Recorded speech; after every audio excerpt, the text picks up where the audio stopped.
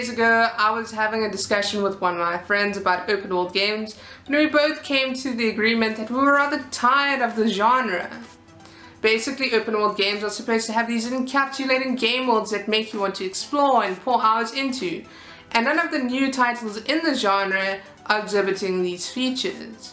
It was after this conversation and a look at my own gaming backlog list, which includes titles such as Watch Dogs, Watch Dogs 2, Far Cry Primal, and Just Cause 3, that I basically decided to have a look at the history of open world games, the rise in popularity of them, and the general factors that people take in consideration when buying new games. It is widely accepted that the content-heavy open world genre became largely popular after the release of Grand Theft Auto 3 in 2001.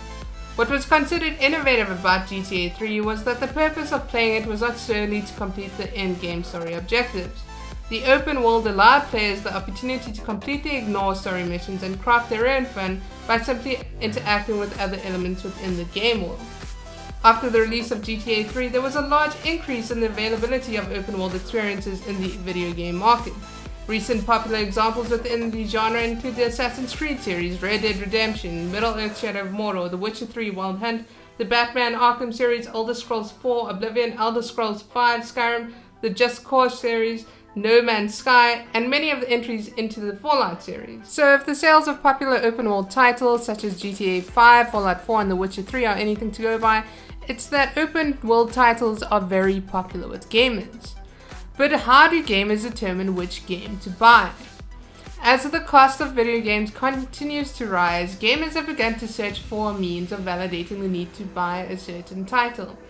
This often encompasses asking a series of questions, of which many are directly related to the amount of content available within a game. For example, one may decide to buy a new title on the basis of how long it takes to finish the game, or how many different features the game in question has. It is often surmised that the more content a game has, the better it is.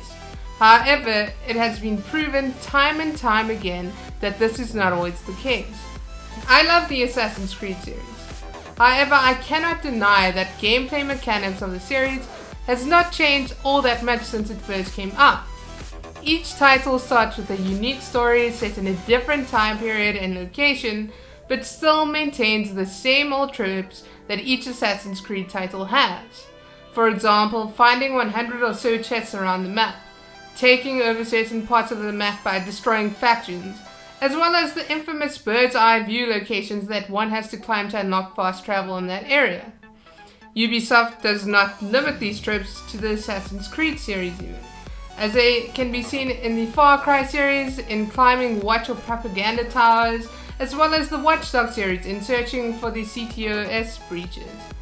There is obviously a formula that is followed when creating new titles, and while this formula may have already proven that it works, it does not mean that some gamers, if not many, have noticed it and are now starting to become tired of it. Assassin's Creed Syndicate shouldn't feel like a reskin of Unity, as it hinders the player's immersion into the game world by making them feel as if they've seen it all before. Why would one want to waste time and money on an experience that they have had before? In such instances, although the title has a lot of content, it doesn't necessarily have good content that excites the player and drives them to play and finish it. This is perhaps even the reason that you have many older gamers stating that there are no more titles that excite them, or that they think that they have done it all in gaming. Time is also a huge factor that most gamers take into account when buying a new title. Open world games do require a lot of time and attention, and thus this may be off-putting for gamers who aren't able to do that. You can't really play Fallout 4 for 10 minutes a day and then expect to ever accomplish anything in it for a long time. But you can expect this from a shorter linear title. In this instance, open world titles aren't necessarily bad, but they don't fit the gamer's needs. Now, it seems that many people seem to believe that the video game market is flooded with these terrible open world games that detract from the polished, more worthwhile experiences. Now, although there's definitely evidence of the market containing these bad, repetitive open world games, it is arguable whether they really outweigh the good. There is no denying that there are many good open world titles on the market. evidence of this notion can be gathered by looking at some of the video games released in 2015 and the events surrounding them. At the 2015 Game Awards, 3 of the 5 nominees for the award ceremony's highest accolade, the Game of the Year award, were content-heavy open-world titles. Winning Game of the Year awards, however, does not necessarily mean universal popularity. There are many gamers out there that did not like some of these titles. This suggests that opinion, as always, is the big determinant of whether one feels a particular title is bad or not. So you may feel that Assassin's Creed is a tired, washed-up series after playing 5 of them, but others who have picked up one of the entrants into the series for the first time may only be starting to understand why it was so acclaimed in the first place. An argument could also perhaps be made that some of the different open-world series from the same publishers, although all exhibiting very similar features, are inherently different from one another. For example, could it really be said that Batman Arkham Knight is the exact same game as Middle-earth's Shadow of Mordor?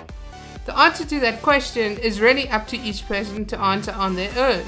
Perhaps the reason that I'm so fatigued with open world games at the moment is due to the fact that I've experienced some of these games so many times already, or due to the fact that at this point in my life, I generally prefer shorter linear titles. However, just because I'm fatigued with open world titles, it does not mean that others are too. So whether you enjoy content-heavy video games that give you seemingly endless opportunities to explore, or shorter linear titles, it is important to remember that you should be simply playing games that you enjoy, regardless of what other people think. So are you bored with open world games? Do you think that there are too many unworthwhile titles on the market? Please share in the comments down below.